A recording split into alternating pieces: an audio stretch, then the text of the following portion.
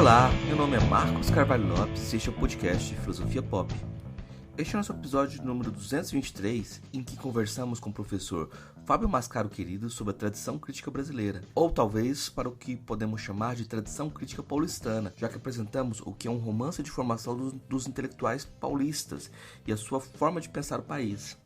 Fábio Mascaro Querido é professor livre-docente do Departamento e do Programa de Pós-Graduação em Sociologia da Unicamp, bolsista de produtividade do CNPq, autor de diversos livros, dentre eles Lugar Periférico, Ideias Modernas, aos intelectuais paulistas, as batatas, que é o mote da nossa conversa de hoje. O Filosofia Pop é um podcast que aborda a filosofia como parte da cultura. A cada 15 dias, sempre às segundas-feiras, a gente vai estar aqui para continuar essa conversa com vocês. Intercalando com nossos episódios normais, de quando em quando vamos apresentar episódios de entrevistas temáticas especiais. O episódio de hoje é uma parceria com o projeto de extensão Filosofia, Cultura Popular e Ética, desenvolvido na Universidade Federal de Jataí. Não se esqueça, se você gosta do nosso conteúdo, deixe seus comentários, compartilhe com os amigos, inscreva-se em nossos canais. Estamos no Twitter, Instagram, Facebook e outras redes sociais. Nosso e-mail é contato@filosofiapop.com.br. Seu apoio faz toda a diferença para que continuemos compartilhando essas reflexões com vocês. Vamos então para a nossa conversa com Fábio Mascaro Querido sobre a tradição crítica brasileira.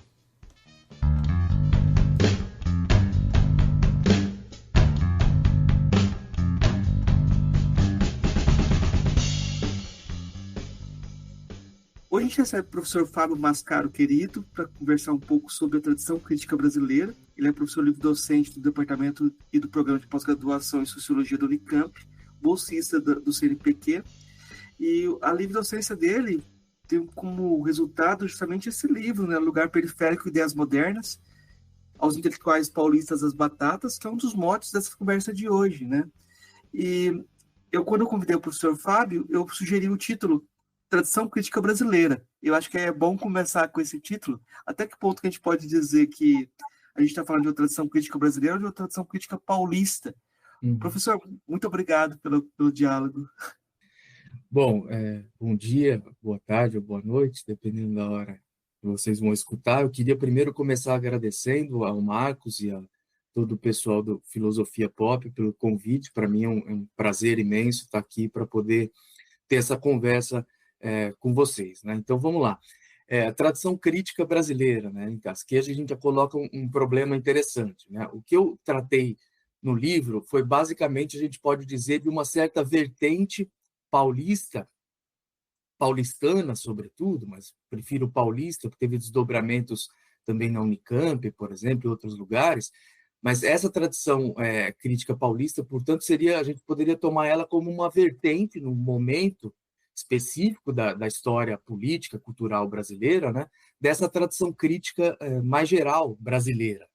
Não é? Que aqui é bom a gente retomar um pouco o fio da meada, né, e tentar pensar um pouco como é que se deu, a partir do século XIX, essa relação entre os intelectuais, os escritores e o Brasil, quer dizer, e a tarefa, melhor dizendo, de pensar o Brasil. Não é? Nesse contexto que, aos poucos, vai se desenvolver o que a gente pode chamar de uma tradição crítica, aqui no sentido amplo, né? A gente vai poder falar um pouco mais sobre isso, né? Bom, como a gente sabe, o Brasil se torna independente em 1922, mas mantém basicamente a mesma estrutura econômico-social da colônia, não é? As transformações, claro que elas vão vir ao longo do tempo, mas não com uma ruptura ou com algo parecido com isso, né? Basta lembrar que a escravização vai ter fim no Brasil apenas em 1822, 1888, perdão. Quer dizer, a gente passou aí mais de 60 anos como um país independente, um país que se reivindicava como um país independente, moderno no conceito global das nações, mas ainda fundado basicamente no que diz respeito à produção material, vamos dizer assim, né, a sustentação material da sociedade, em grande medida no trabalho escravizado. Né? Então, isso se colocava uma questão para os primeiros pensadores brasileiros, vamos dizer assim, que em geral eram saídos das elites, evidentemente, né, naquele contexto, né, do que era o Brasil, efetivamente. Que país era esse, vamos dizer assim? Né? Não era algo óbvio. Né? Nosso próprio nome Brasil vinha do pau-brasil, que foi nossa primeira matéria exportadora, nossa primeira matéria-prima exportadora. Quer dizer, o nosso próprio nome vinha um pouco do nosso papel de entreposto comercial, como diria o Caio Prado Júnior, no contexto da ascensão do capitalismo mercantil. Então, não era algo dado. Se a gente compara, por exemplo, com um país como a França, no século XIX, que ser francês era se identificar com uma certa concepção de cidadania ou de república nos períodos republicanos, quer dizer, existia ali uma certa concepção, uma certa comunidade imaginada, né, como se diz, para pensar uma nação, uma língua compartilhada e assim por diante, em que fazia com que fosse mais ou menos evidente para um francês ou uma francesa do século XIX se identificar com aquele país, vamos dizer assim.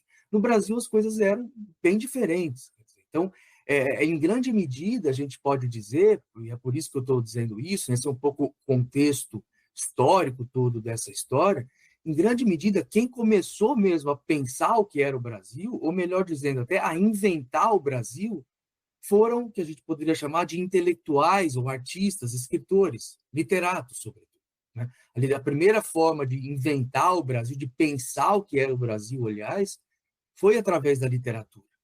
Mais tarde que vai vir um ensaio de interpretação nacional, e aí bem mais tarde que a gente entra na história que eu trato no livro, que aí entra as universidades e assim por diante. Mas até no século XIX, então, esses escritores ou literatos tinham esse desafio de tentar pensar que país era esse, o que era o Brasil, afinal de contas, e pensar, em geral, com categorias, com noções que eles tomavam emprestado do centro do sistema, da França, sobretudo, né? Porque era o que tinha para eles de referência. Então, tinha esse desafio de pensar um país que era uma ex-colônia, que tinha se tornado independente, mas nesse contexto bastante específico, a partir de categorias que foram originalmente elaboradas para pensar um outro contexto, um outro tipo de transição para a modernidade e assim por diante. Né? Então, nesse contexto, nesse cenário todo, em geral, a gente teve um cenário intelectual, se a gente quiser, no século XIX, não é? Muito marcado, seja por uma visão mais liberal, vamos dizer assim, que tentava, de alguma maneira, pensar como colocar o Brasil nos trilhos da história, vamos dizer assim, para a gente nos tornarmos efetivamente um país moderno, uma nação moderna e assim por diante. E para isso, claro, sempre pensando em casos como o francês ou como o inglês, um pouco mais tarde, caso norte-americano, não é? Ou, de outro lado, intelectuais que iam mais para uma via mais conservadora, que diziam que o Brasil era totalmente diferente e que, portanto, era preciso construir uma perspectiva nova para pensar o Brasil e, talvez, levar em conta que um país como o Brasil precisaria não de uma democracia liberal para galgar posições na direção da modernidade, mas sim um regime específico às suas próprias condições. Se a gente lembra de um personagem como Oliveira Viana, ele vai dizer que o Brasil precisava de um regime autoritário para avançar na direção da modernidade. Era o único jeito de tornar isso, que para ele era algo totalmente fragmentado, numa nação. Né? Então, o debate era um pouco mais polarizado nessa situação, e nenhuma dessas tradições a gente pode dizer que era efetivamente crítica.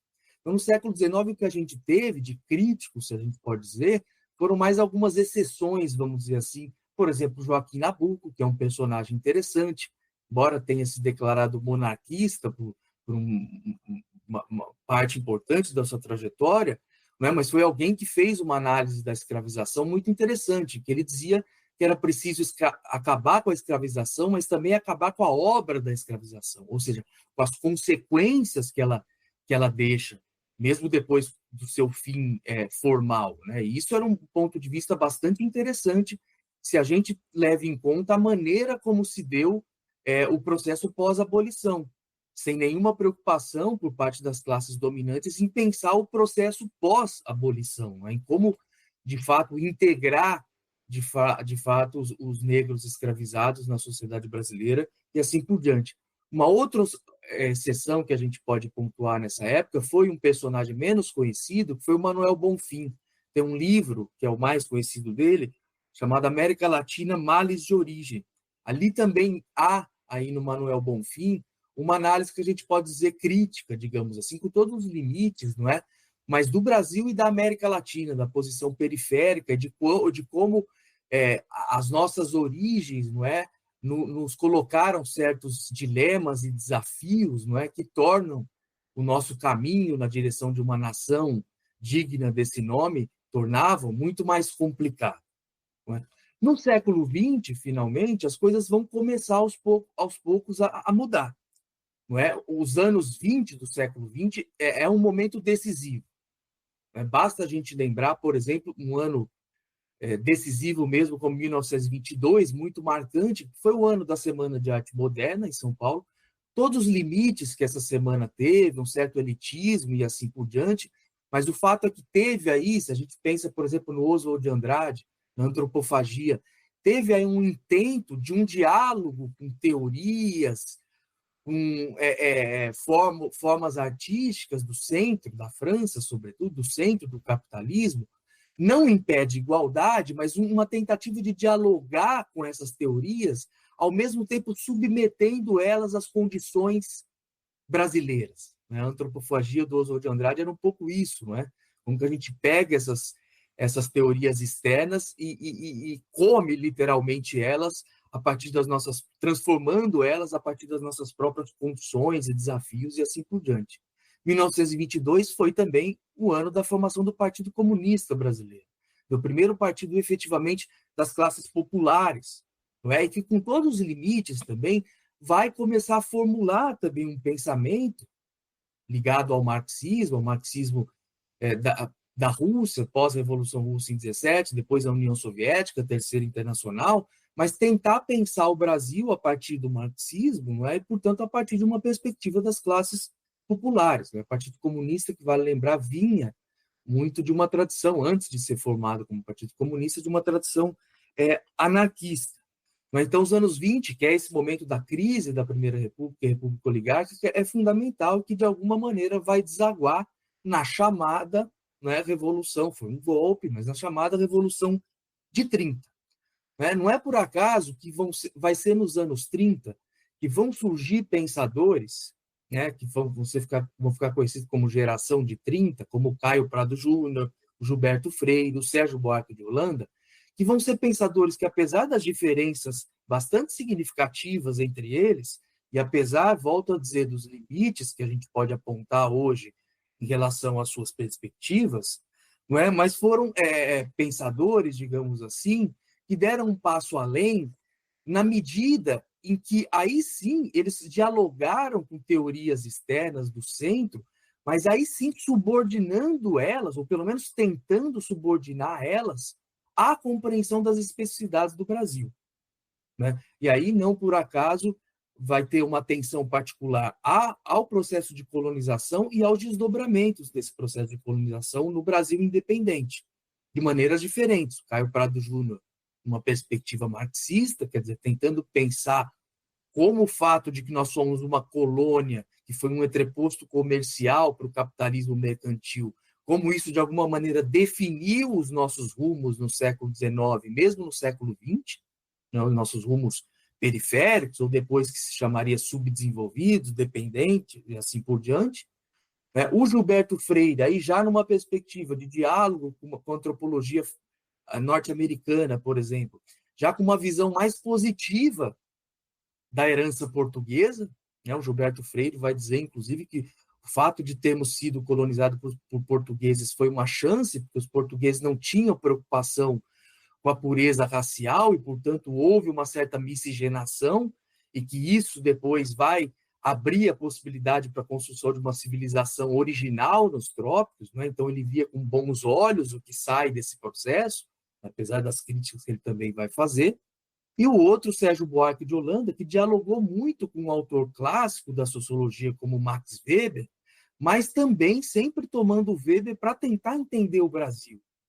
Então, o Gilberto Freire já tinha aí uma visão mais crítica, por exemplo, se comparado ao Sérgio Buarque, à herança portuguesa. Ele via um pouco como uma herança que nos colocava obstáculos para que a gente pudesse ter o que ele vai chamar da nossa revolução democrática. Então, a gente vê aí nos anos 30 um novo momento da nossa história intelectual. E, finalmente, aqui eu já vou concluindo essa primeira pergunta para a gente poder avançar depois mais sobre as questões tratadas no livro. Finalmente, é também nos anos 30 que se forma a Universidade de São Paulo.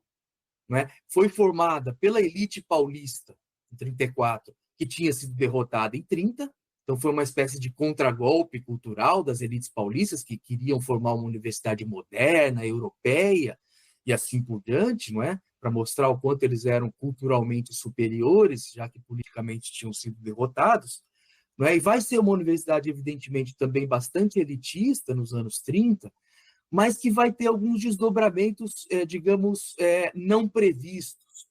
Não é? Porque a partir do momento, sobretudo na Faculdade de Filosofia, a partir do momento que, sobretudo nos anos 40, nos anos 50, ela vai se abrindo relativamente um pouco, mas incorporando setores mais das classes médias, vamos dizer assim, né?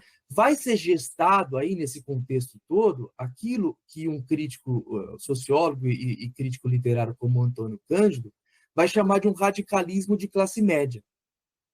Né? Ele vai dizer, foi gestado aí, nesse contexto, uma universidade elitista, mas que acabou tendo como um dos dobramentos um pensamento radical, de classe média, não era um pensamento proletário ou algo do tipo, mas um pensamento que pensadores que saem da classe média, mas que se radicalizam no sentido à esquerda. O próprio Antônio Cândido é a expressão disso. Essa história toda vai começar a dar os seus frutos, de fato, sobretudo nos anos 40 para os 50. E aqui a figura do Florestan Fernandes, sociólogo, é central. Ele vai assumir a direção da cadeira de Sociologia 1 a partir de 54, e ali ele começa a imprimir a sua marca, o que ele defendia como uma sociologia mais científica, rigorosa, em oposição, aqui o Florestan vai ser muito duro nessa época, duro até demais, eu diria, porque ele vai opor essa sociologia científica, com pesquisa empírica, feita na universidade, a esses intérpretes do Brasil que vieram antes, inclusive esses três sobre o qual eu falei há pouco, Caio Prado, Gilberto Freire e Sérgio Buarque de Holanda. O Florestan vai dizer, esses autores, eles têm análises interessantes, mas eles não são rigorosos, eles fizeram ensaios de interpretação do Brasil que eles um pouco tiraram do seu próprio brilho intelectual, mas não fizeram pesquisas para comprovar o que eles estavam dizendo. É isso que a gente precisa fazer aqui. Então, nos anos 50, o Florestan vai começar a formar uma equipe de sociólogos, dentre eles, dois dos seus principais alunos, Fernando Henrique Cardoso e Ottaviani, não é? E é nesse contexto que esses dois alunos, juntos, que haviam se tornado professores assistentes, jovens, com alguns outros jovens professores, como José Arthur Gianotti, Fernando Novaes, historiador, José Arthur Gianotti, filósofo, e mais alguns alunos da época, como Roberto Schwartz, Michel Lovy, Francisco Veffort, vão formar em 58, num contexto do nacional desenvolvimentismo, em que os debates políticos estavam muito candentes no Brasil, vão formar um grupo de estudos sobre o Capital, obra maior do Marx, que vai ficar conhecido como o Seminário do Capital. Então, são os alunos do Florestan Fernandes que vão se radicalizar no sentido marxista, vamos dizer assim, não é? Vai ser um desdobramento marxista desse radicalismo de classe média, se a gente quiser, e antes do próprio Florestan, não é? E aí o que é interessante desse grupo é que a partir dessa leitura de Marx, não é, vai acontecer um esforço de vamos dizer, uma aclimatação, ou melhor dizendo, uma tentativa de trazer o marxismo ou instrumentos do marxismo, da dialética e assim por diante, para pensar a sociedade brasileira. E para pensar, sobretudo, a modernidade brasileira. Não é? Então, a história que eu tento reconstituir um pouco no livro seria um pouco a história dessa tradição crítica paulista, que a gente pode dizer que é um dos desdobramentos possíveis da tradição crítica brasileira. Vão acontecer vários outros desdobramentos, sobretudo depois, também tão ou mais interessantes do que essa tradição crítica paulista, mas o fato é que a partir desse desse mito de origem, vamos dizer assim, de 1958, com esse seminário do Capital, começa aí uma história dessa tradição crítica paulista, de um certo marxismo acadêmico que vai ter desdobramentos políticos muito, muito importantes nas décadas de 60, 70, 80, 90 e até 2000. E a gente pode dizer que até hoje, claro que hoje num outro contexto.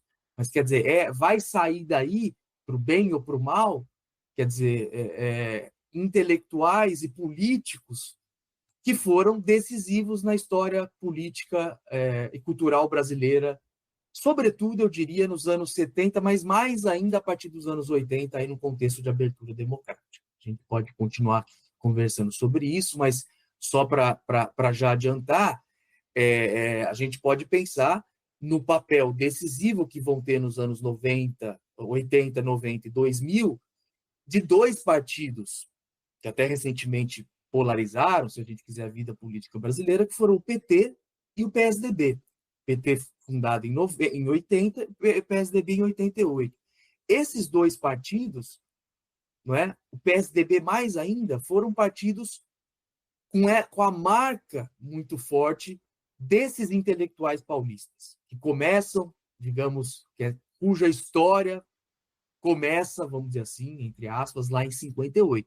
Claro que aí muita água tinha rolado por baixo da ponte, quando os intelectuais, esses intelectuais, Fernando Henrique Cardoso, Gianotti e outros, formam o PSDB, eles já estavam com uma outra perspectiva política. Os que participaram da formação do PT, a gente pode lembrar do Roberto Schwarz, do Paul Singer, do Francisco de Oliveira, que vai ser um personagem importante nessa história. Não é? Aí sim eles tentavam dar um desdobramento de esquerda, vamos dizer assim, para esse marxismo que se inicia lá em 1958. Então, o livro, um pouco, ele reconstitui essa história até, não recentemente, no sentido próximo, mas até aí a virada, vamos dizer assim, para o século XXI. Eu acho que é muito consequente, tem muitas coisas para articular. Eu acho muito interessante a ideia desse mito do seminário do Capital e a dimensão que eu vou dizer, eu vou usar a palavra católica. Porque quando você pensa a história do pragmatismo dos Estados Unidos, existia um clube metafísico que o pessoal se reunia para discutir as próprias ideias. Uhum. Mas aqui a gente não tem essa ideia. A gente vai discutir a interpretação do Capital. Uhum. A gente tem um texto no centro, e esse texto é o lugar de convergência, né?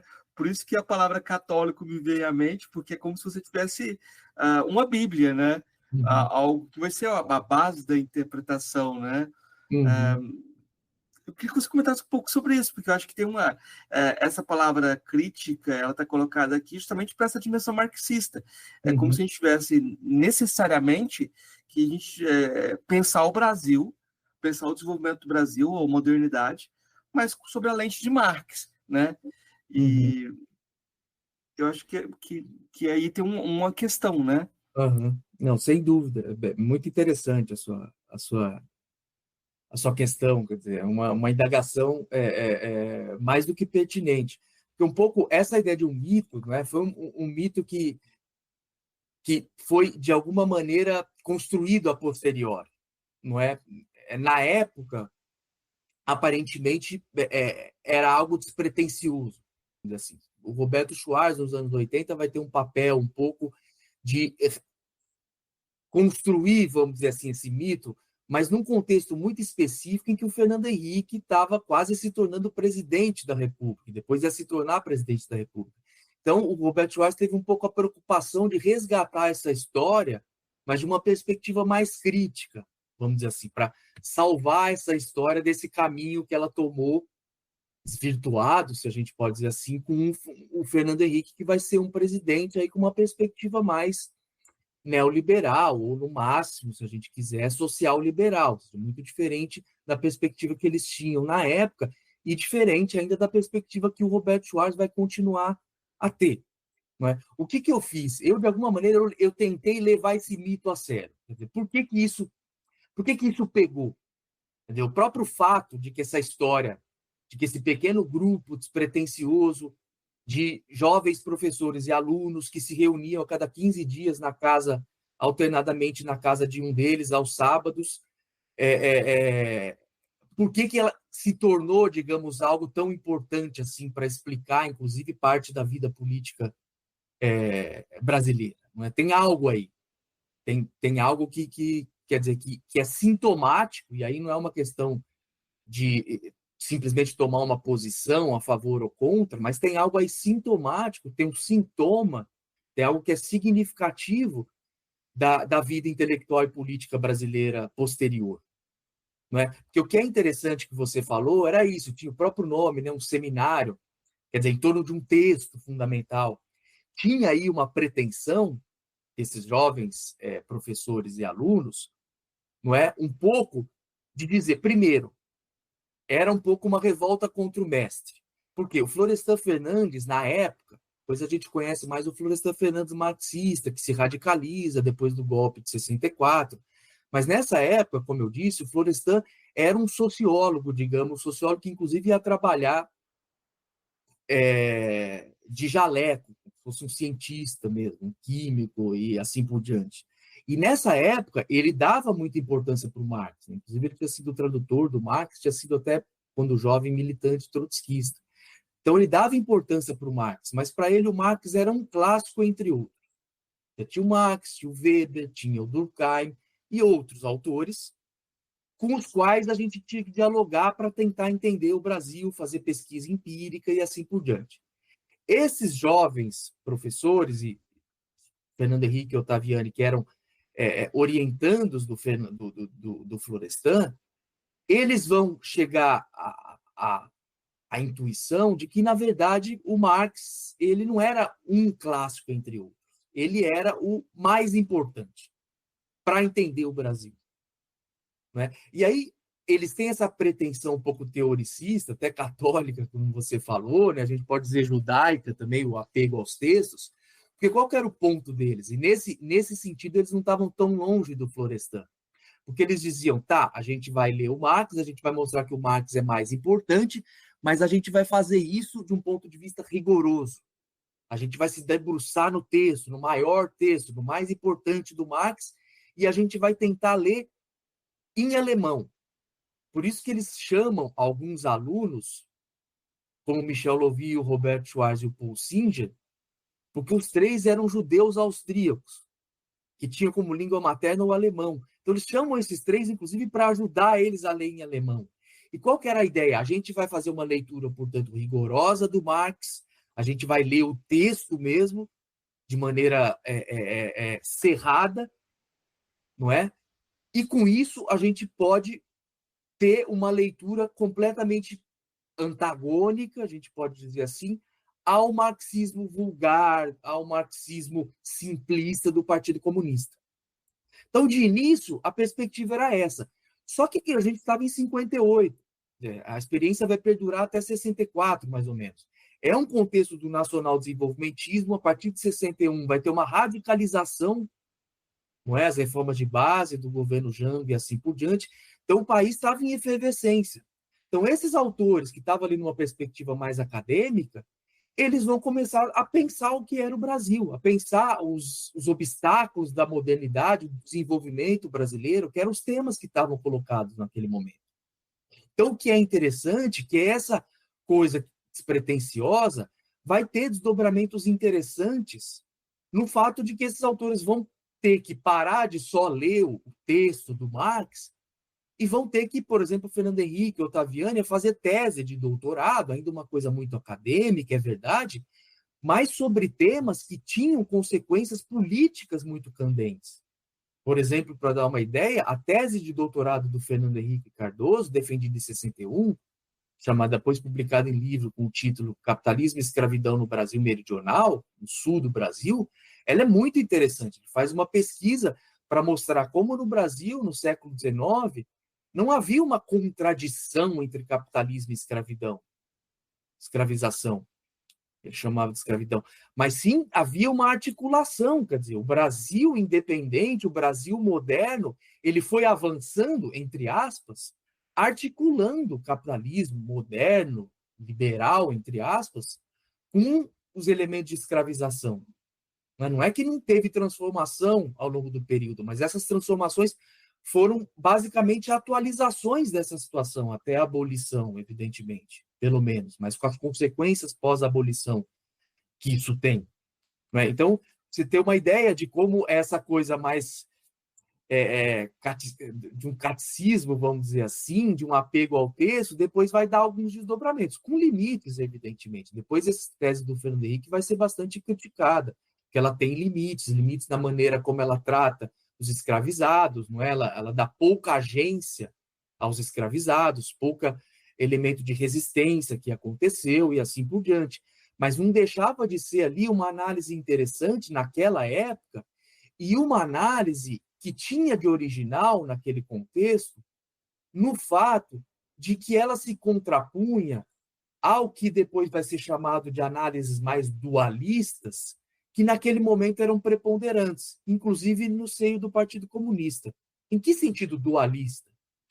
Dualista porque seja o Partido Comunista, seja, por exemplo, o Celso Furtado, que é um economista muito importante, sejam os intelectuais ligados ao ISEB no Rio de Janeiro, como Guerreiro Ramos, um sociólogo importantíssimo, não é? Eles tendiam a ter uma perspectiva do desenvolvimento nacional, não é? Em que eles tendiam a compartimentar, vamos dizer assim, a sociedade brasileira em dois polos. Um que seria mais moderno, desenvolvimentista, modernizador, que, por exemplo, o Celso Furtado, ou para o Partido Comunista, seria a burguesia nacional, mais industrial, mais progressista, setores das classes médias, das classes trabalhadoras.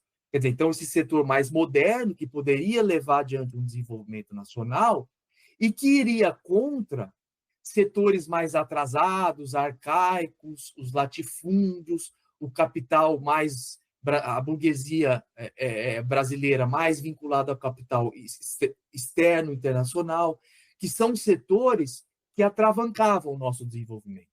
Então, o dualismo aí, porque é como se tivesse um setor moderno e um atrasado. E é como, portanto, se a gente precisasse desenvolver esse setor mais moderno, progressista, para desenvolver o país e deixar para trás o atraso. Com essa tese, e todos esses intelectuais paulistas, sobretudo nos anos 70, eles vão se colocar numa perspectiva de confronto a essa perspectiva dualista, não é, que estava ali no nacional desenvolvimentista. Com a tese do Fernando Henrique em 61, ele ia contra esse dualismo, porque ele dizia, na verdade, está tudo entrelaçado. Não há um setor moderno, um atrasado, um de cada lado que se opõe. A nossa modernidade ela vai atualizando aquilo que a gente vê como atraso. Então, ele mostra, a escravização não é só um signo do nosso atraso, é um signo também da nossa modernidade, a maneira como escolhemos, vamos dizer assim, as nossas elites, evidentemente, nos tornarmos modernos. Não é? Então, o paradoxo dessa história toda aí é que esse apego aos textos, esse catolicismo, eu falei do judaísmo, no sentido que os judeus também, até pela situação marginal que eles viveram até muito recentemente, não é que eles viveram durante milênios, quer dizer, um povo sem pátria, assim por diante, então eles eram mais internacionalistas e assim por diante, eles tinham como uma maneira de se manter vinculados à tradição, não é esse apego aos textos, não é ao estudo dos textos, como uma forma de manter de guardar o tempo, vamos dizer assim. Isso, dentro da tradição marxista, também isso foi muito frequente, um apego aos textos, citações do Marx, e, sem dúvida, esses autores paulistas não fugiam disso. Pelo contrário, o que eles só queriam fazer, no primeiro momento, era mostrar que eles liam melhor, porque eles tinham condições melhores, porque eles estavam numa universidade, tinha uma arrogância, uma prepotência paulista, aí, sem dúvida. Os pianas, se a gente pode dizer. Não é? Mas o interessante é que, apesar de tudo isso, ou ao lado de tudo isso, surgiram daí análises muito interessantes que vão se desdobrar nas décadas subsequentes em diagnósticos da sociedade brasileira, que vão ser muito interessantes e que eu diria mesmo que vão ser inescapáveis. Inescapáveis em que sentido?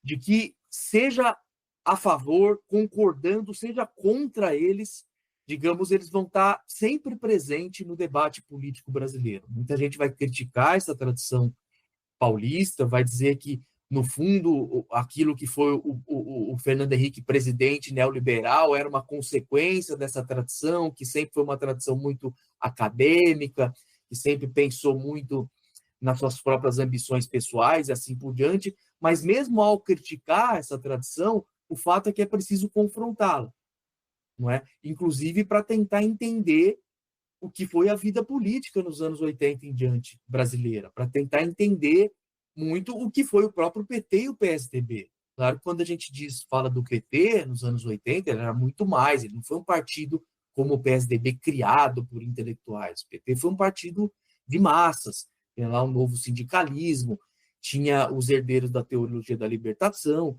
mas o fato é que os intelectuais também tiveram um papel importante. Basta pensar no papel que vai ter o Francisco Verfort, que vai chegar a ser secretário-geral do PT, não é? Que vai ser muito próximo do Lula, não é? Então, aí a gente tem esses paradoxos da história, não é?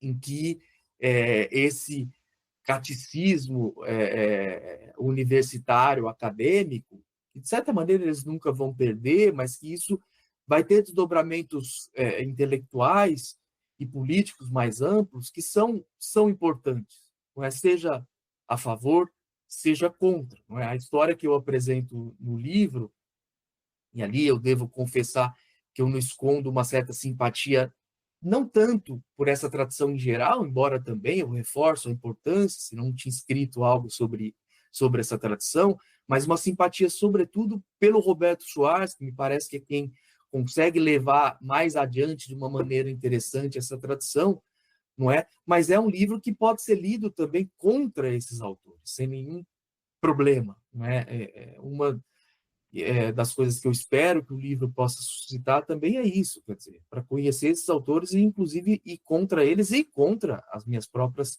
posições, eu, autor, se for o caso também, sem nenhum problema também.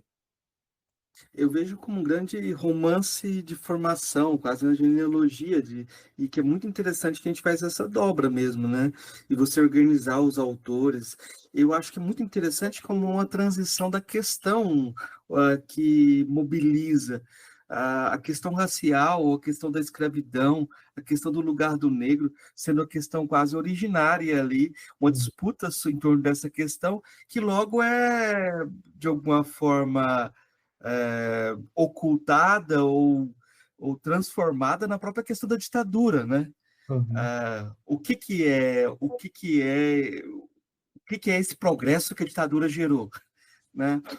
É como se você tivesse uma transição dessas questões. Eu queria que você comentasse um pouco sobre isso, porque, de alguma forma, é como se toda a tradição paulista de pensamento ela se originasse numa disputa para explicar a situação dos negros no Brasil.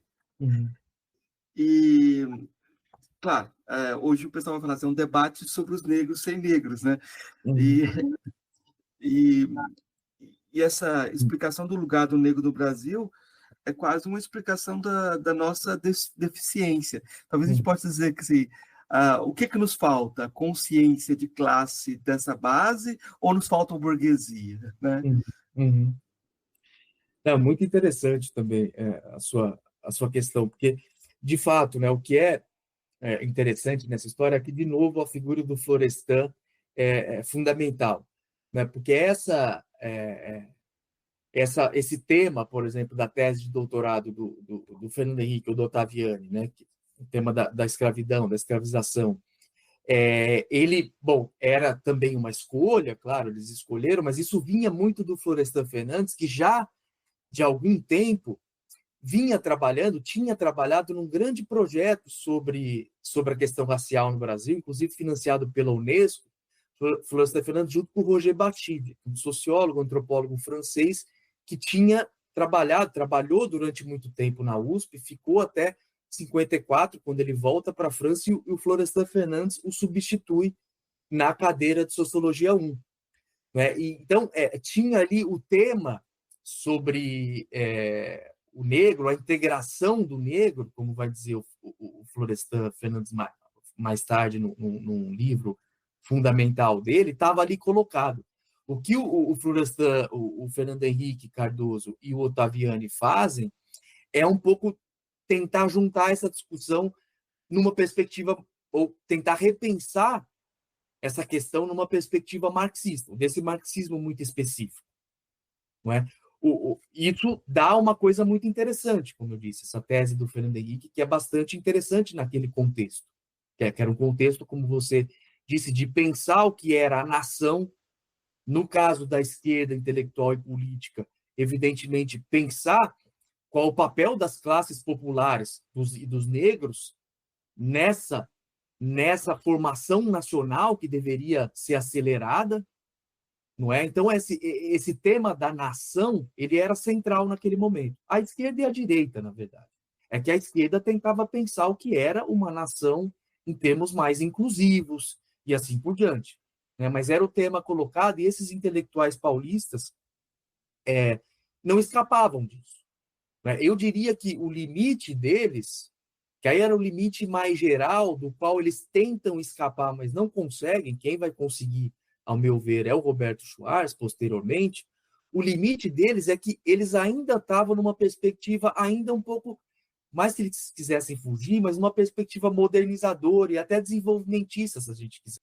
Porque ainda existia a ideia de que o desenvolvimento nacional ele vai gerar algum nível de democratização da sociedade, portanto, ele vai, possivelmente, acreditava, por exemplo, o Celso Furtado, abrir a possibilidade de uma resolução de problemas seculares da sociedade brasileira, inclusive do negro, embora não fosse esse o tema central. Não é? Então, existia aí, mesmo no Florestan Fernandes, uma ideia de que o problema do negro, da não integração do negro na sociedade brasileira, vinha pelo fato de que a sociedade brasileira ainda não tinha se desenvolvido ou se modernizado completamente. Então, é como o Brasil ainda não é uma sociedade totalmente moderna, e é por isso que ainda continuamos sem resolver o problema da integração dos negros. Então, é como se o problema da integração dos negros fosse um problema de um resquício, de um arcaísmo ligado à escravidão que a gente precisava superar. Não é? Quando, na verdade, como vão mostrar vários outros autores depois, para citar um, por exemplo, Clóvis Moura, e como o próprio Fernando Henrique tinha, digamos, intuído, a escravidão é parte da nossa própria, do nosso próprio ser moderno, se a gente quiser.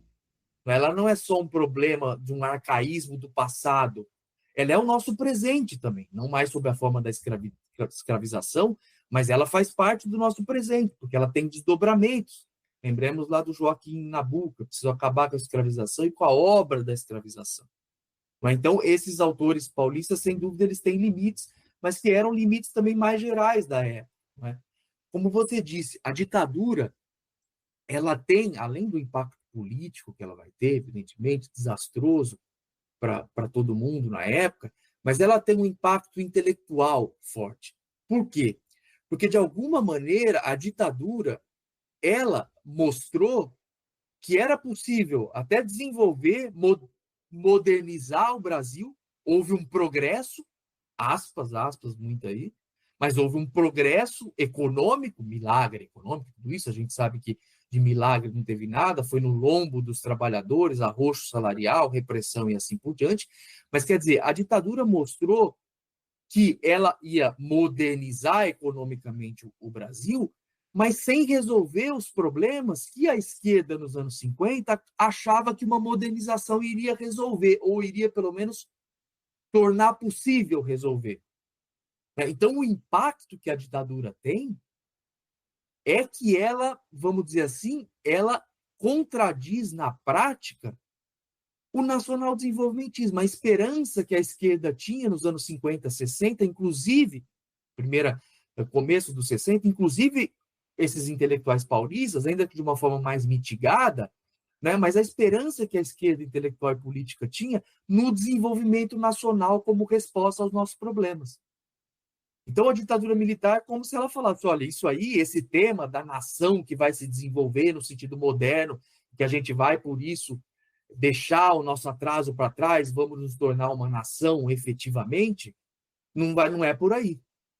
É preciso pensar não o desenvolvimento, o progresso como algo positivo em si mesmo, Mas qual desenvolvimento?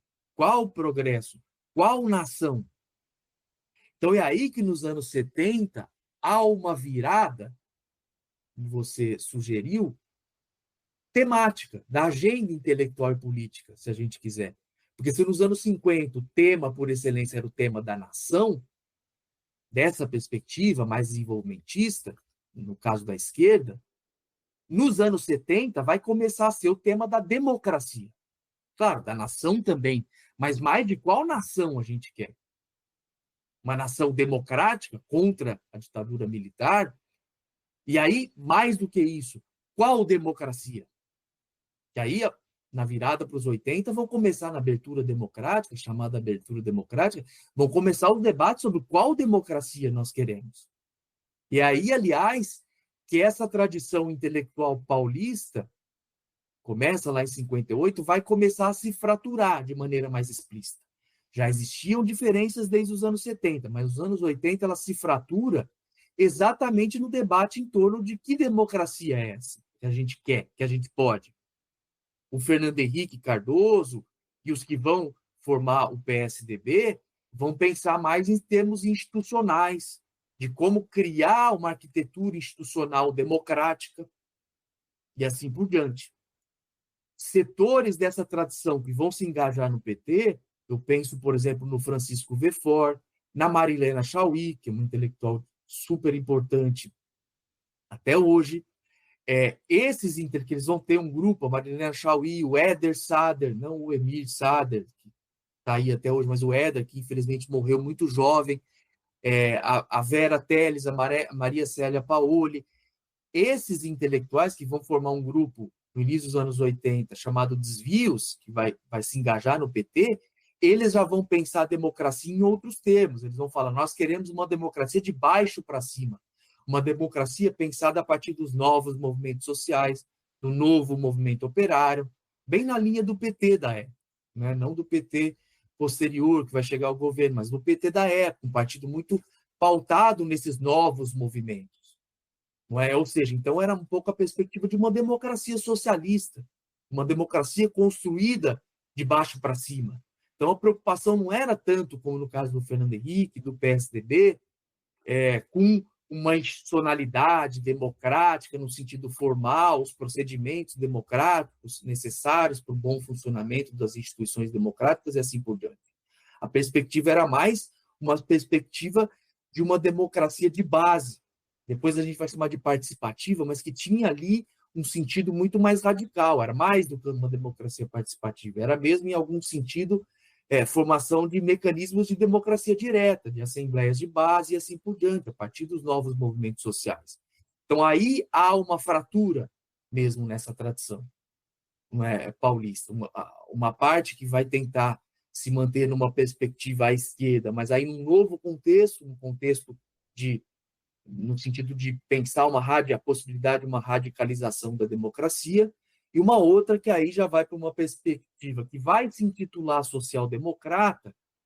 Nós lembramos que PSDB é partido da social-democracia brasileira, mas que, no fim das contas, vai cada vez mais para uma perspectiva liberal. A gente pode dizer liberal-democrático, mas liberal, né? E aí vai dar depois no governo Fernando Henrique Cardoso, que foi um governo neoliberal. Claro que não foi um neoliberalismo tão duro e autoritário como o neoliberalismo depois de 2016, com o Temer, depois com o Bolsonaro, sobretudo com o Bolsonaro, aí um outro nível de violência simbólica, simbólica, não é? Mas era ali, o Fernando Henrique Cardoso privatizou cerca de 10%, 15% a divergência do PIB brasileiro, não é pouca coisa. Então, era uma perspectiva neoliberal contra a qual, vale dizer, vão se voltar vários intelectuais que a gente pode dizer que são herdeiros dessa tradição, desse marxismo, que começa lá em 58 com a leitura do Capital.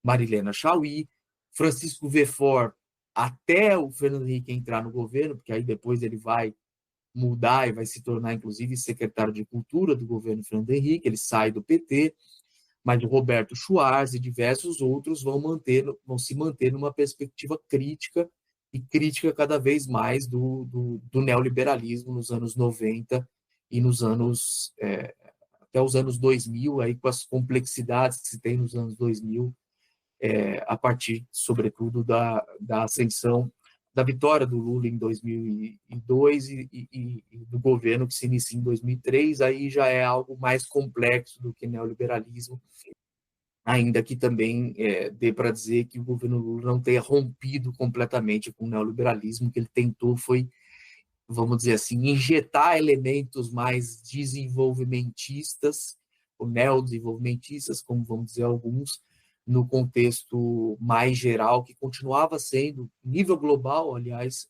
neoliberal.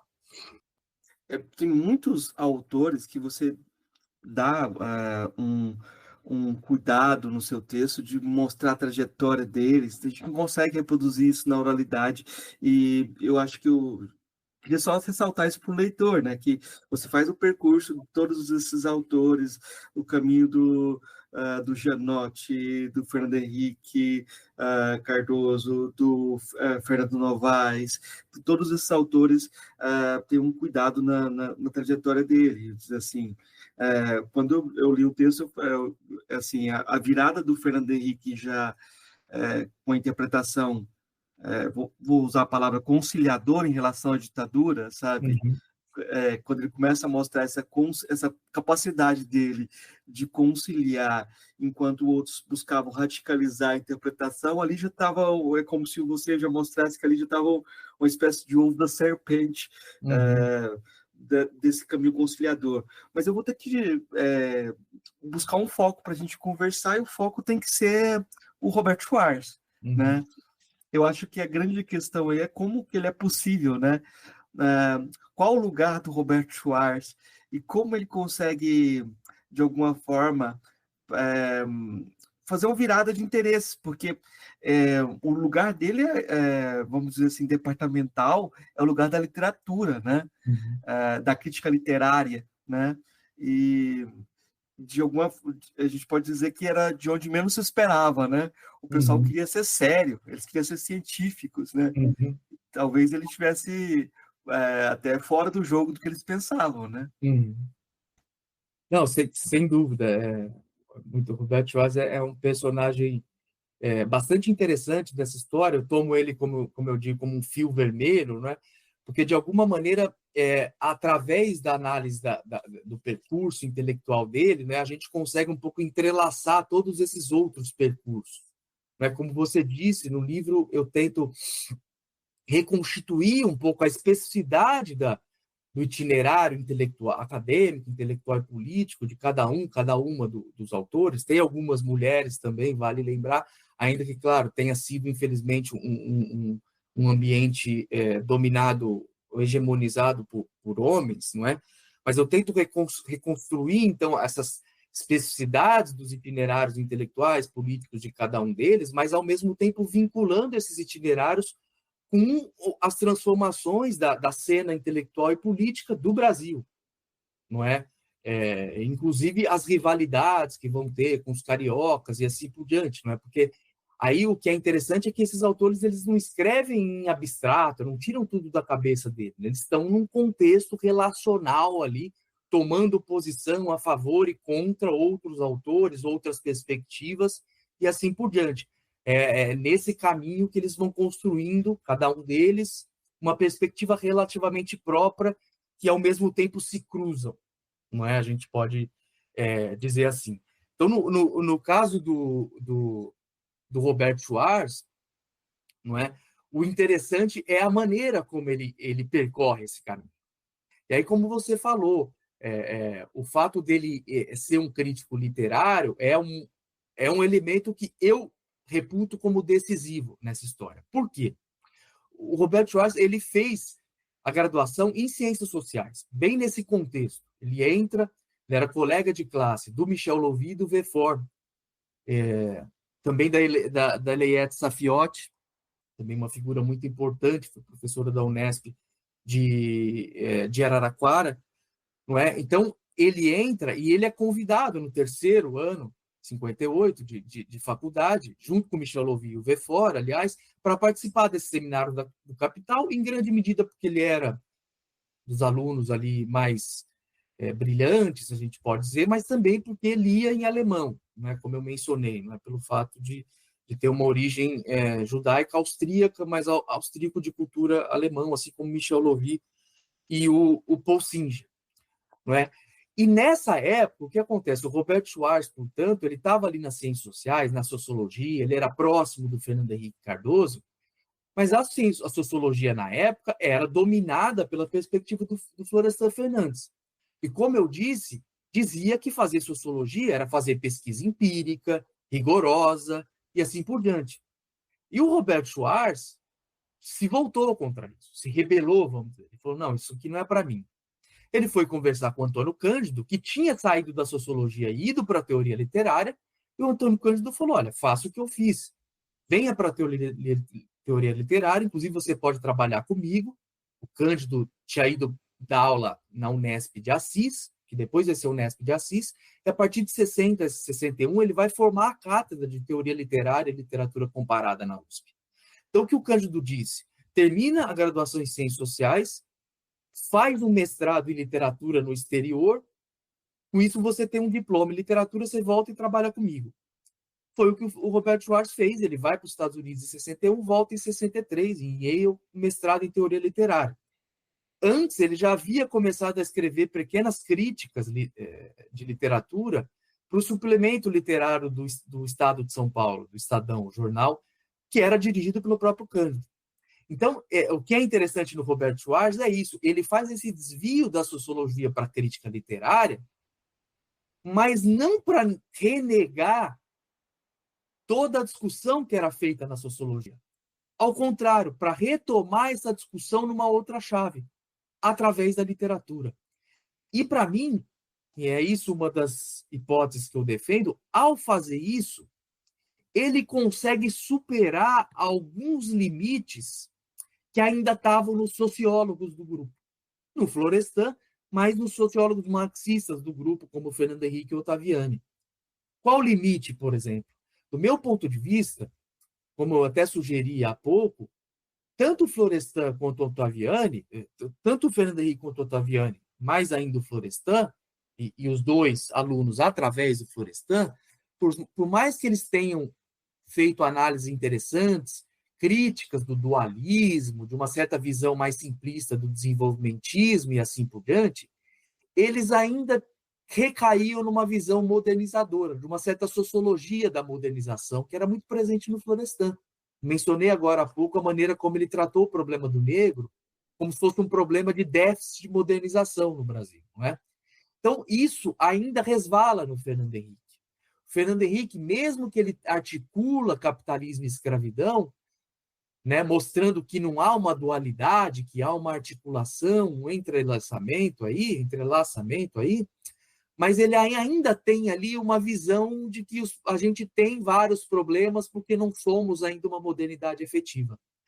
O Roberto Schwarz, quando ele vai tentar entender todo esse problema da modernidade brasileira através da literatura, aí ele dá um salto, porque ele escapa dessa ideia modernizadora. E ele escapa, sobretudo, através da análise do Machado de Assis, né, que vai ser o grande estudo da vida dele, que ele vai ficar décadas estudando o Machado, sobretudo o Machado posterior, a Memórias Próximas de Brás Cubas, e ali ele vai ver no Machado, na forma literária do Machado, no narrador machadiano, uma espécie de formalização literária do comportamento e da visão de mundo das elites brasileiras do século XIX. Elites que eram, vale lembrar, modernas, liberais quando conviam e escravistas ao mesmo tempo. Então, com isso, o Roberto Schwarz vai mostrar, olha, a nossa modernidade, ela veio as nossas elites modernas, o que vai ser a nossa burguesia, ela foi constituída dessa forma, nos mostra o Machado. Não dá, portanto, para apostar que essa elite, que essa burguesia vai ter um projeto de país, vai desenvolver o país no sentido mais integrador e assim por diante. Então, no caso do Roberto Schwarz, através do Machado, é como se ele fizesse uma crítica radical da nossa modernidade burguesa. Para dizer, olha, a nossa modernidade capitalista é isso. É essa coisa horrorosa mesmo. Ou a gente escapa dela pensando que pode ser uma outra sociedade, ou a gente vai ficar girando em falso, tentando aqui e acolá, digamos, diminuir os sofrimentos dessa situação, mas sem, de fato, vislumbrar um horizonte para além dela. Então, o Roberto Schwarz, para mim, ele tem esse mérito de, sobretudo a partir da década de 70. Não por acaso, ele se exila na França, ele se exila num contexto, como a gente discutiu há pouco, em que a ditadura mostrou que ela veio para ficar. No começo, depois do golpe, muita gente acreditava que a ditadura não ia parar em pé, ia demorar pouco tempo, inclusive o Celso Furtado, exatamente porque eles diziam, a democracia, a ditadura não vai conseguir desenvolver o Brasil. Ela não pode desenvolver o Brasil porque ela não vai fazer aquilo que a gente mostrou que era necessário para desenvolver o Brasil. Logo, ela vai provavelmente, ela não vai ter uma base de sustentação econômico-social. E a ditadura mostrou que, infelizmente, não era bem assim. Não é? O milagre econômico trouxe a classe média, se empolgou, e ela ficou por muito mais tempo do que se imaginava, 21 anos. Não é? Então, na década de 70, no exílio na França, o Roberto Schwarz vai tirar as consequências disso também. O primeiro texto, que a gente pode dizer que ele começa a analisar isso de uma outra maneira, e não por acaso é o primeiro texto em que ele monta o esquema da análise dele do Machado de Assis, é um ensaio muito conhecido chamado As Ideias Fora do Lugar, que é de 72, que ele publica primeiro na França, antes de publicar no Brasil, em 73. Ali ele mostra como há aí uma tensão entre ideias liberais modernas que as elites brasileiras importaram para pensar um país que ainda era escravista.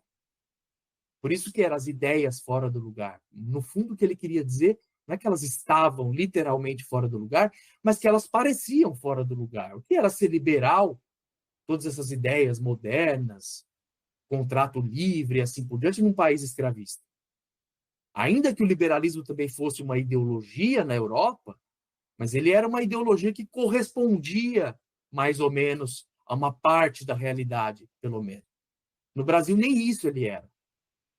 Não é? Então, ali, a partir desse ensaio, o Roberto Schwarz começa a avançar uma análise, aí sim, bastante dialética, se a gente quiser, sofisticada da modernidade brasileira. Não é? Mostrando como há aí um entrelaçamento entre capitalismo, escravização, depois entre desenvolvimento modernizador acelerado e aumento das desigualdades, da pobreza e assim por diante. Quer dizer, o Brasil é essa coisa contraditória mesmo. Não é? E a gente sabe as consequências disso. Nos anos 80, o Roberto Schwarz vai ser muito crítico, ele vai passar cada vez mais a uma perspectiva até pessimista em relação ao Brasil, para dizer, olha, a modernização já era, o progresso já era, e o que sobrou da sociedade brasileira moderna capitalista é isso aqui. E isso aqui, que depois um autor como Francisco de Oliveira vai retomar num ensaio que ele mesmo vai reconhecer como um ensaio bastante schwarziano, que é um ensaio de 2003 chamado Ornitorrinco.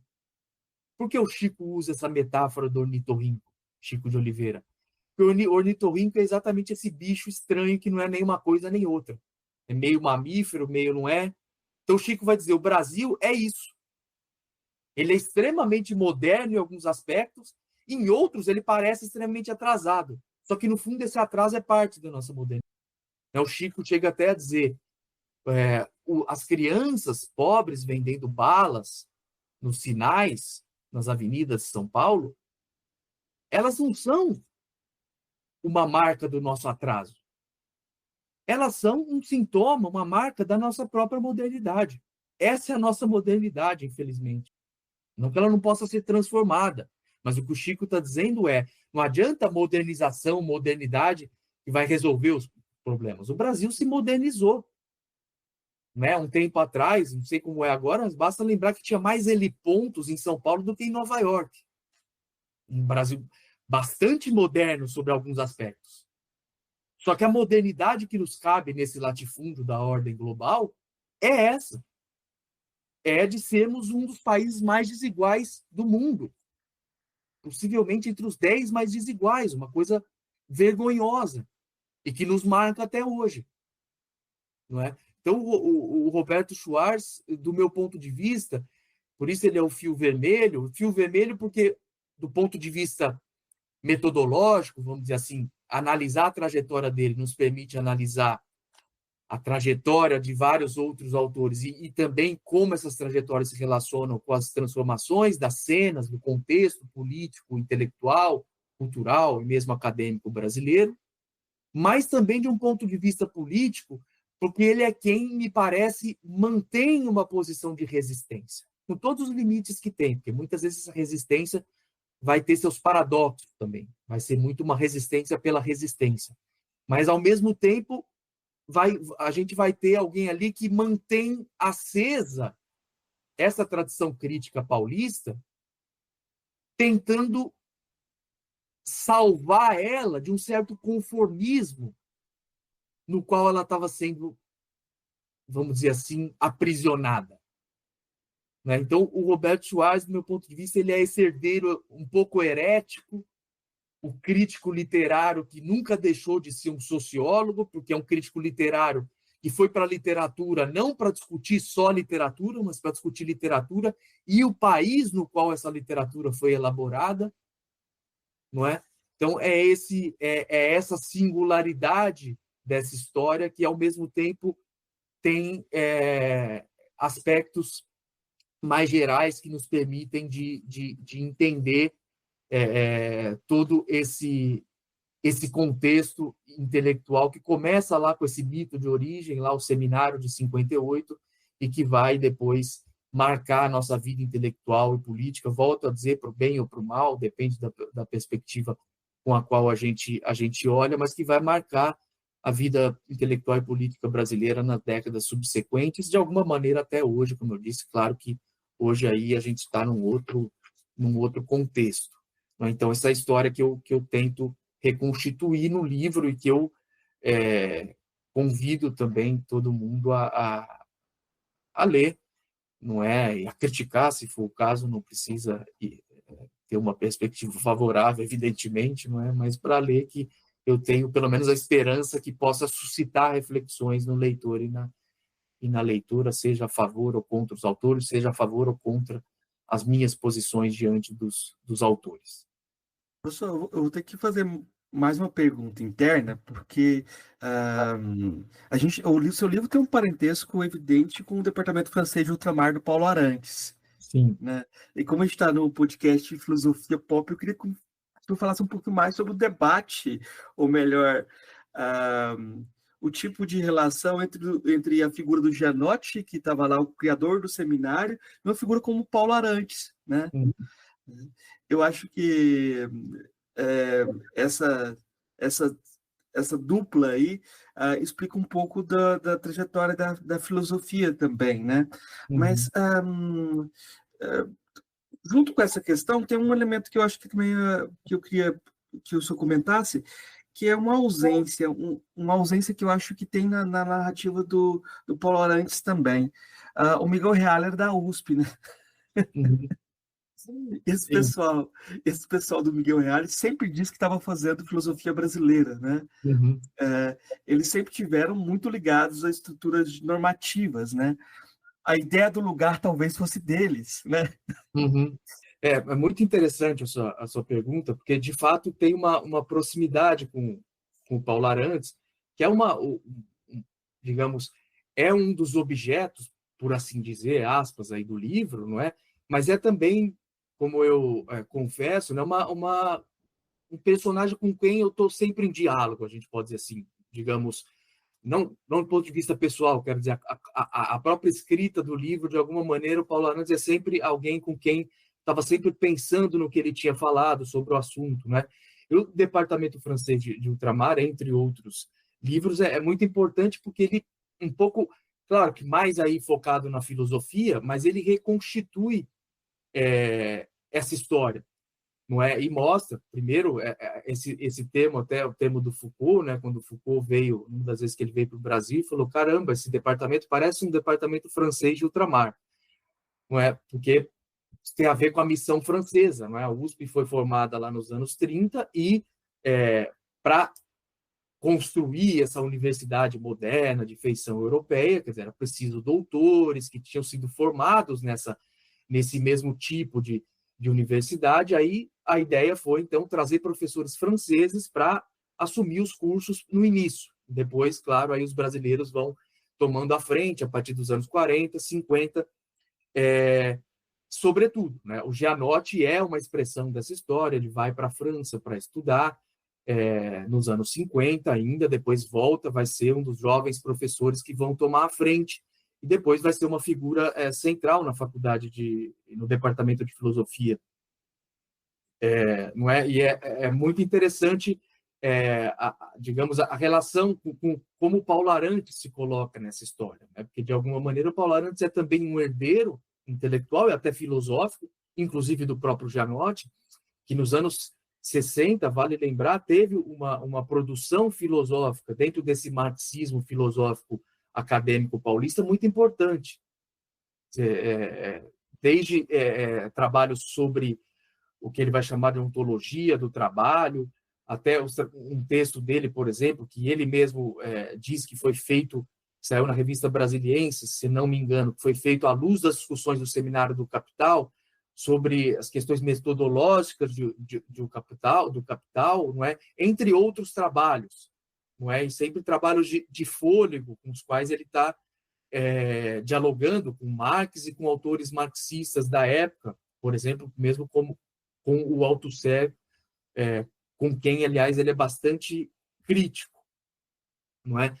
O que acontece é que esse fio que o Gianotti um pouco constrói, ele vai ser extremamente importante, inclusive, para os sociólogos, para a maneira como a filosofia do Gianotti vai servir como uma espécie de articulador entre marxismo e sociologia. Ela vai permitir esse diálogo marxismo e sociologia, vai ser a filosofia do Gianotti, em grande medida, que vai permitir, portanto, que Fernando Henrique, Ottaviani façam essa junção, ainda que Fernando Henrique trabalhasse também com autores com os quais o Gianotti não trabalhava muito, como Lukács ou Sartre, por exemplo, não é? A questão é que depois, com o tempo, assim como o Fernando Henrique, o Gianotti vai aí para uma outra perspectiva. Aí vai para outras reflexões, até chegar no Wittgenstein, entre outras coisas. Quer dizer, então, aí a gente já está numa perspectiva cada vez mais longe dessa perspectiva original, com o agravante, eu diria, que nos anos 90, o Gianotti vai se colocar como uma espécie de intelectual público de defesa do governo do Fernando Henrique. E é ali que ele vai escrever alguma das coisas mais, vamos dizer, para pegar leve com ele, alguma das coisas mais problemáticas. Não é? Quer dizer, inclusive artigos dele na Folha de São Paulo, da época, por exemplo, são terríveis nesse sentido. E aí, por que eu estou dizendo isso? Porque, de alguma maneira, o Paulo Arantes, assim como o Roberto Schwarz, ele tenta resistir a essa situação, tanto resistir aos rumos que o Brasil estava tomando, mas resistir aos rumos que alguns autores dessa tradição marxista paulista, crítica paulista, estavam tomando, não é? Que ele se volta muito contra o Gianotti. Não é? Inclusive, o Gianotti, do ponto de vista pessoal, não gostava nem um pouco do Paulo, e Fernando Henrique menos ainda, digamos. Assim, nos diários, eu até me lembro nos diários do Fernando Henrique que foram transcritos, tem um momento que ele se refere, sem se referir ao Paulo Arantes, refere a ele como o marido da Ortília Arantes, que é até simpático, sempre fala o contrário, né? A mulher da esposa de tal, mas ele evidentemente falou isso como uma forma de desprezo pelo Paulo, muito mais do que de apreço pela Ortília. Né? Então, o Paulo Arantes dos anos 70 se coloca aí como uma espécie de resistente filosófico dessa história. Ele vai ser muito crítico em relação ao Gianotti, e ele vai um pouco pegar a perspectiva do Roberto Schwarz, que vai ser muito forte no Robert Schwarz desde os anos 70, mas sobretudo a partir dos 90, de que, dada o desenvolvimento desigual e combinado do capitalismo, uma crítica feita na periferia do sistema pode ter uma amplitude, um alcance global. O Marx tinha dito no Capital também, falando da colonização, as colônias constituem a verdade oculta das metrópoles. Como se ele tivesse levado adiante isso, quer dizer, analisar o sistema a partir da periferia nos permite ter uma visão mais crítica do progresso, da modernidade e assim por diante, se comparado a uma análise feita no centro do sistema, em que talvez seja muito mais tentador comprar as ideias de progresso, de modernização e assim por diante. Na periferia, sobretudo na periferia, tal como vivíamos nos anos 90 em diante, quer dizer, no nosso Brasil ornitorrinco, o que é o progresso? O que é a modernização? É o colapso. E esse colapso, no fundo, também é o colapso daquilo que o Paulo Arantes vai chamar mais tarde de novo tempo do mundo. Não é? Então, o Paulo Arantes tem essa importância e, ao mesmo tempo, de reconstituir essa história da importância que o Gianotti teve, mas de também criticar os desdobramentos que esse percurso teve, sobretudo com o Fernando Henrique, e no plano filosófico com o Gianotti, né? Em relação ao Miguel Reale, essa é interessante também, né? O outro lado, se a gente pode dizer assim, né? O Miguel Reale, que foi próximo do integralismo até, tem algo no pensamento conservador brasileiro que é interessante, que, inclusive, o Robert Schwarz dialogou com uma parte do pensamento conservador brasileiro, porque ele via, em alguns elementos do pensamento conservador brasileiro, aspectos mais interessantes do que o pensamento liberal, né? Como se ele dissesse, muitas vezes os liberais brasileiros eram muito apologéticos, era muito aquela coisa, apologia de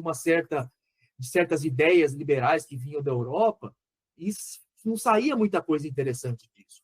Os conservadores, pelo menos, todos os equívocos, os erros, os problemas que ele tem, evidentemente o Robert Schwarz não vai concordar politicamente com nenhuma saída conservadora, por exemplo, do Oliveira Viana, de um Estado autoritário para nos levar à modernidade, assim por diante, mas ele dizia, pelo menos os pensadores conservadores, eles tinham isso que você mencionou agora, essa tentativa de pensar o Brasil, que seja por uma filosofia brasileira, uma sociologia intrinsecamente brasileira.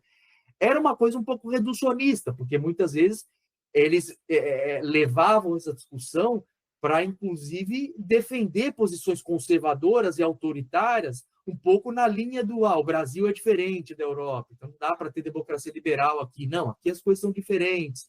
Então, é claro que o Robert Schwarz não vai concordar com isso.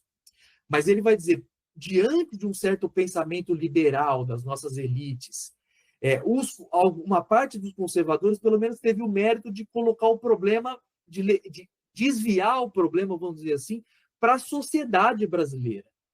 E não só para as ideias ou para, digamos assim, para o arcabouço legal, institucional. O Oliveira Viana falava a diferença entre o Brasil real e o Brasil legal, e o Brasil institucional, o Brasil das leis. Ele dizia que adianta a gente ter leis modernas, liberais, num Brasil real que ainda funciona de outra maneira. Não é? Claro, ele utilizava isso para dizer, então, portanto, a gente precisa de um Estado autoritário para desenvolver o Brasil real no sentido moderno. Não dá para copiar os países liberais europeus. Não é? Então, essa saída, evidentemente, era uma saída problemática. Mas, para o Robert Schwarz, o fato de tentar pensar o Brasil real, para um marxismo crítico, é mais interessante, porque, pelo menos, lendo esses autores conservadores, a gente pode pensar o que é o Brasil real, muito para além, diferente deles, evidentemente, mas pensar o que é o Brasil real, de fato. Né? O que é o Brasil concreto, mais do que o Brasil de um certo liberalismo utópico aqui no mau sentido, nem sempre utopia no mau sentido, pelo contrário, mas utópico no sentido de um liberalismo que simplesmente pensava que a gente podia transplantar certas ideias do liberalismo europeu para o Brasil e assim a gente se modernizaria e a sociedade viria junto. Não, o Roberto Schwarz vai dizer, não é assim. Ao contrário, há um problema aí na sociedade brasileira que é esse que a gente tem que lidar, não é? Então, e para isso, muitas vezes, paradoxalmente, alguns diagnósticos conservadores do século XIX e início do XX podem ser mais interessantes do que alguns diagnósticos liberais, porque pelo menos eles colocam o dedo na ferida, ainda que os remédios que eles vão propor para curar essa ferida sejam, evidentemente, e muitas vezes, piores do que o dos próprios liberais, em alguma medida, né?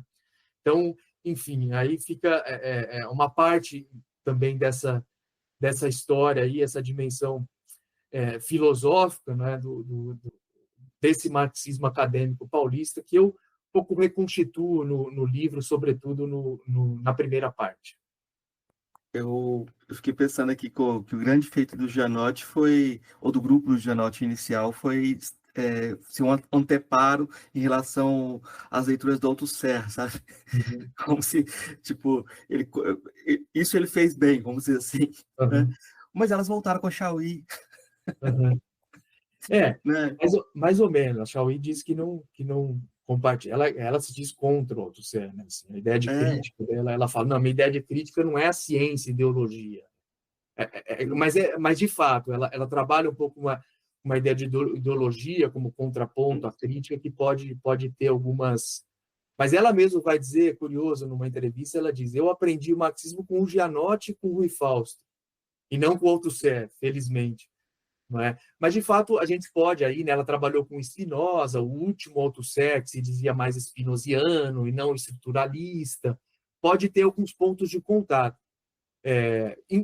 De qualquer maneira, você tem razão. Assim, acho que um dos méritos, eu diria, do Gianotti foi um pouco ter permitido uma leitura do marxismo, que variou um pouco nos anos 70, né? Há diferenças, há alguns textos do Gianotti na época que ele até concede que há diferenças entre o conceito e o real e assim por diante, não é? Que é algo que chega próximo do Althusser, mas ele, no fundo, ele abre a possibilidade ali de uma leitura não althusserriana do marxismo, que vai ser muito importante para vários autores, né? Eu disse para o Fernando Henrique, não por acaso ele vai atrás também do Lukács e do Sartre, para o Robert Schwarz, que já vai para uma outra direção, o Gianotti não gostava, por exemplo, direção do Lukács da literatura, ou do Adorno, por exemplo. O Gianotti detestava o Adorno, mesmo nessa época marxista dele, não é? Mas que são autores que, de alguma maneira, também são autores de um marxismo não althusserriano.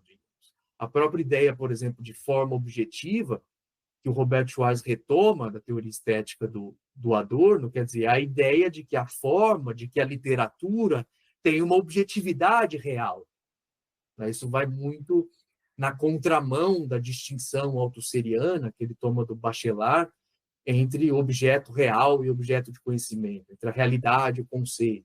Althusser dizia, o real é uma coisa, a construção do conceito a partir de uma problemática é outra, e entre as duas, porque, claro, são duas coisas diferentes, mesmo para o marxismo mais humanista, ontológico, reconheceria isso. Mas o que o Althusser fala que, na verdade, há um corte qualitativo. São duas coisas bem diferentes. O pensamento constrói um objeto que tem a ver com o real, mas que não é o real. Aí já é uma outra dimensão, um outro tipo de marxismo, com o qual esse marxismo paulista, acho que apesar das diferenças entre todos eles, mas jamais, digamos, compactuou, vamos dizer assim.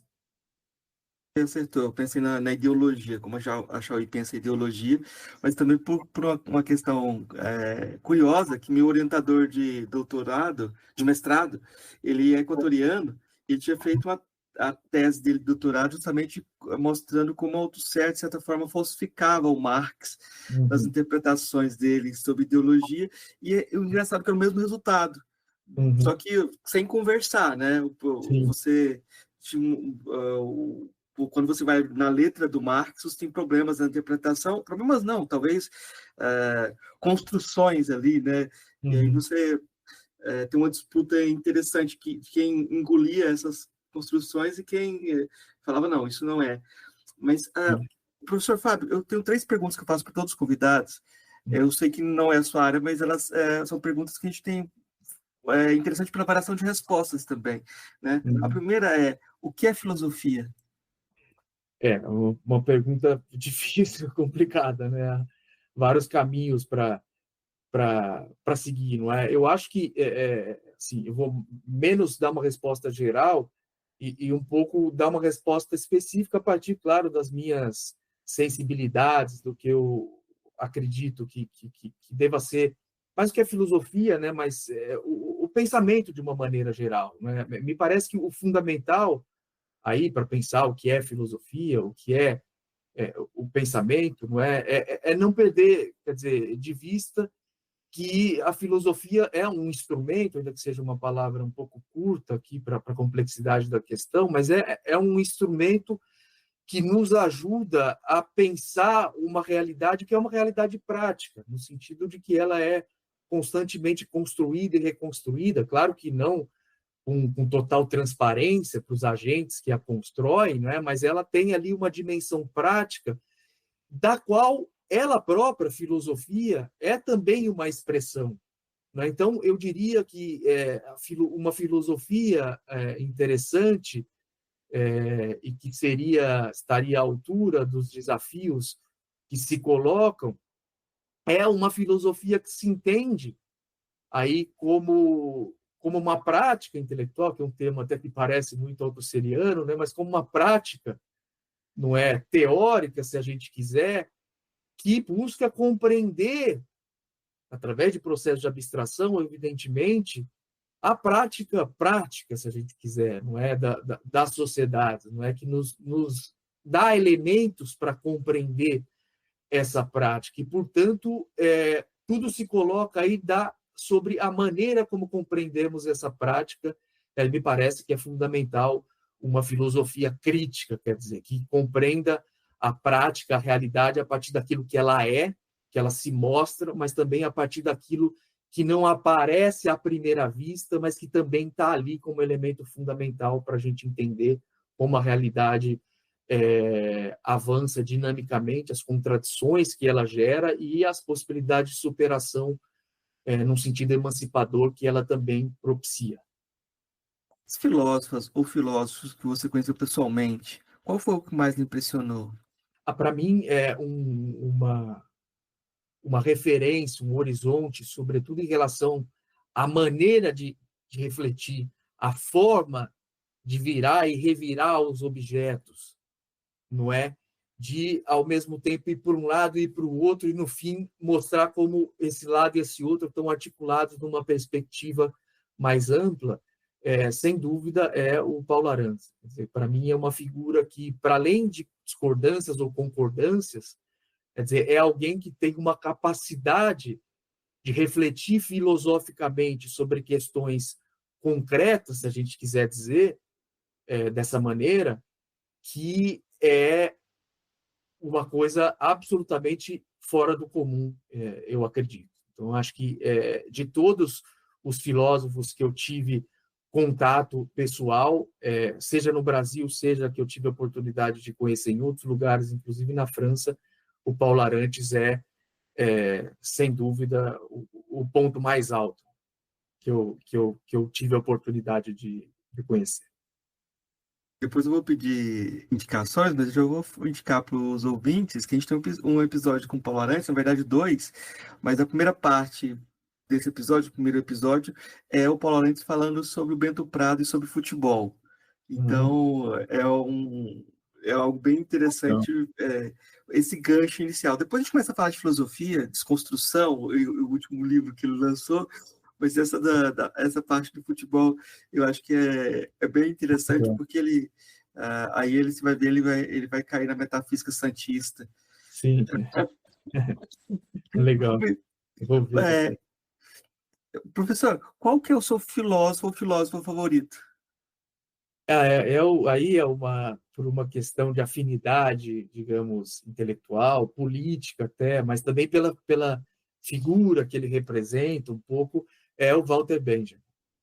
E é um personagem, para mim, também bastante fora do comum e um personagem um pouco muito instigante. Eu acho que o que eu acho mais interessante no Walter Benjamin também a capacidade que ele teve de articular perspectivas diferentes, nem sempre com resultados muito satisfatórios, mas a capacidade que ele teve de juntar, portanto, perspectivas diferentes, e perspectivas diferentes, perspectivas críticas diferentes, né? Uma crítica da modernidade que se ampara no marxismo, sobretudo a partir de um determinado momento da trajetória dele, mas que também dialoga com autores mais libertários, não libertários no sentido hoje dos anarcos libertários, mas libertários no sentido mais de um anarquismo mais aberto ao diálogo com o marxismo, não é? A maneira como ele lida com a história e a maneira como ele nos propõe uma rearticulação da temporalidade histórica para pensar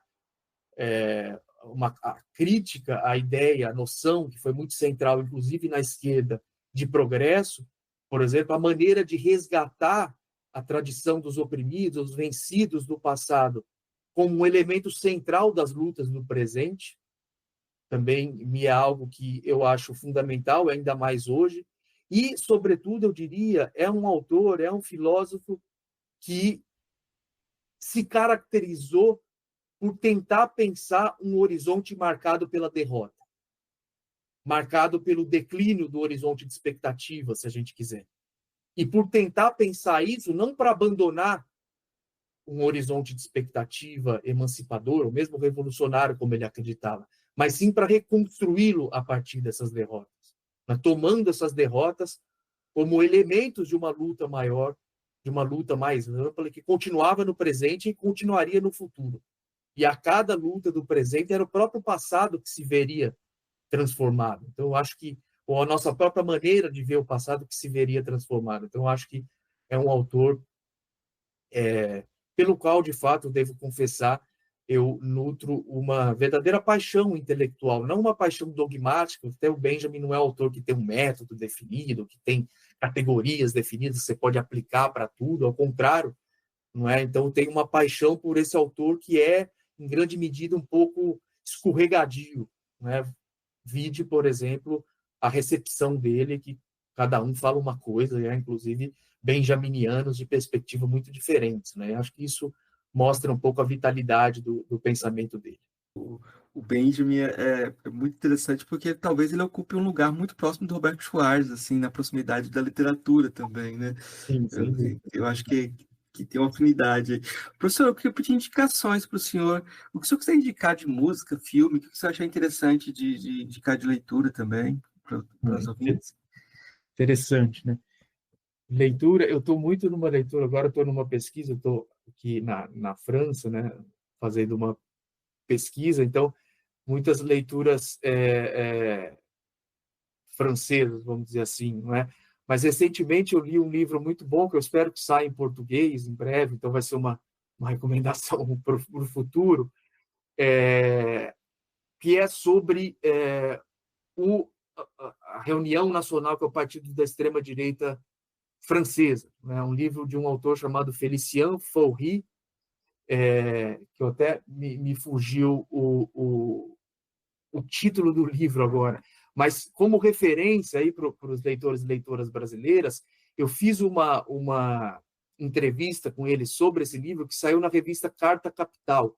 Saiu há uns 3, 4 meses agora, colocando não tenho o número aqui, mas colocando no Google o meu nome, o nome do Félicien Faury, e Rassemblement National, né, que é o nome da reunião nacional, aparece lá. É um livro muito interessante, porque ele mostra como a ascensão política da extrema-direita, aqui na França, mas ajuda a pensar o Brasil, ajuda a pensar os Estados Unidos, como ela foi se construindo junto a uma espécie, ela foi avançando junto a uma espécie de normalização social das ideias, certas ideias de extrema-direita.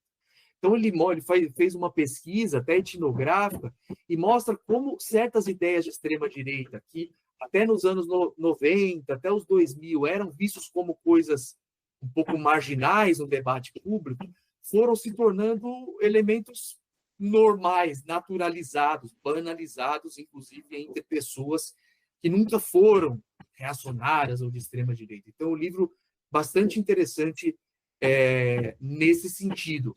Um outro livro, agora, para não ficar numa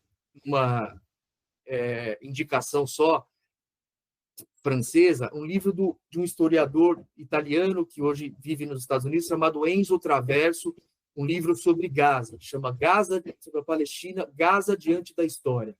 É um livro muito interessante porque ele tenta pensar o que é e o que vai ser pensar historicamente o que está acontecendo, o genocídio hoje em Gaza. E, sobretudo, como a memória da Shoah, o genocídio dos judeus na Segunda Guerra, é instrumentalizado, sobretudo pela extrema-direita israelense, para justificar o massacre em Gaza. Então, é um livro também, um livro curto que eu acho que vale bastante a pena ler. Eu também fiz uma resenha dele, que saiu na Carta Capital há um mês e pouco atrás também, para ficar a indicação para quem quiser. Música, eu vou dar uma referência clássica que eu gosto, que é um jazzista, para mim o maior dentre eles, que é o Joe Coltrane, que para mim é sempre algo que eu uso, inclusive, para estudar, para ler, e que me ajuda muito. Foi um jazzista fantástico, enfim, que teve uma trajetória também muito, muito importante também no plano pessoal. Filmes, eu vou me permitir dar uma indicação de um filme que tem a ver com a nossa discussão, mas que não é nada contemporâneo, mas que para mim é talvez um dos maiores filmes brasileiros, que é um filme do Cláudio Assis, muita gente já ouviu falar, dos anos 2000, se eu não me engano, mas que nos ajuda muito a pensar esse Brasil ornitorrinco, que é, inclusive, o Brasil de hoje, um pouco premonitório, não é? Que é um filme chamado Amarelo Manga. Para mim, é um filme fundamental da história do cinema brasileiro. Muito obrigado, professor. Eu vou indicar o seu livro, Lugar Periférico, Ideias Modernas. Eu acho que quem ouviu até aqui a conversa já está instigado para ir atrás da leitura, e é uma leitura importante para a gente poder entender o nosso contexto de formação, porque nesse caso é um contexto bem amplo, porque a gente pode ver que as primeiras pós-graduações foram geradas nos centros como na USP, e vai, de alguma forma, vou usar a palavra entre aspas, mas ela é bem real, colonizando os interiores, gerando faculdades nos interiores, e às vezes você tem disputas nos próprios departamentos lá eu estudei em Goiânia, né, na UFG, que você só vai entender o lugar da disputa se você olha os orientadores e onde vieram da USP. Então, os concursos, tem muita coisa aí que a gente pensar na sociologia do conhecimento é importante. É importante conhecer as fofocas também, para a gente poder participar do jogo, né? Nesse caso aqui, é um romance familiar em que pequenas diferenças são fundamentais, né? Então, eu acho que é um livro importante, professor. Eu acho que é um livro que faz uma contribuição grande para a gente entender os debates, muitos debates que serão muito custosos para a pessoa conseguir chegar neles, e ter um volume de leitura, um volume de pesquisa muito grande, muitos anos de trabalho para gerar esse resultado aqui. Obrigado. Professor, muito obrigado pelo diálogo. Eu queria deixar o espaço aberto para você fazer sua consideração final, deixar um recado que você achar interessante. Bom, eu queria primeiro agradecer a todo mundo que está aí escutando, agradecer de verdade mesmo, é um prazer poder falar aqui, discutir essa questão, esse livro, agradecer ao Marcos e a todo mundo da Filosofia Pop, que fazem um trabalho muito importante também, enfim, e deixar também aí o convite à leitura do livro para quem se interessar. Eu, evidentemente, ficaria muito contente. Muito obrigado, então. Tá bom, professor, muito obrigado.